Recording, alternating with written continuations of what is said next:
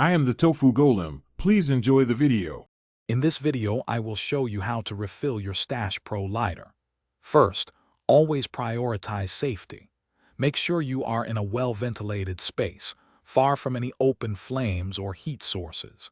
It is also crucial that your lighter is completely cool to the touch before you begin.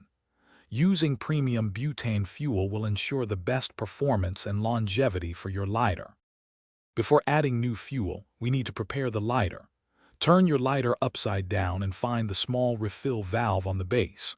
Now, take a small tool, like a tiny screwdriver or a pen tip, and gently press down on this valve. This action purges any old air or residual gas from the tank, which is vital for a full and efficient refill. Hold it down for about 5 seconds until you hear no more hissing. Now let's refill. Take your butane fuel can and hold it upside down. Firmly press the can's nozzle directly into the lighter's refill valve. Apply steady pressure for about 5 to 10 seconds.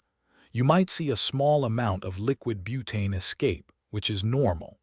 For a complete fill, repeat this process 2 or 3 times, waiting a few seconds between each press to allow the gas to settle. After refilling, it is important to let your lighter rest. Give it at least 2 to 3 minutes to return to room temperature before attempting to light it. This allows the butane to stabilize. Next, you can adjust the flame height to your personal preference using the adjustment wheel, usually found near the refill valve.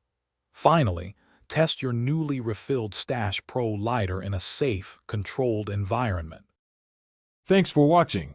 Consider subscribing if we helped you today.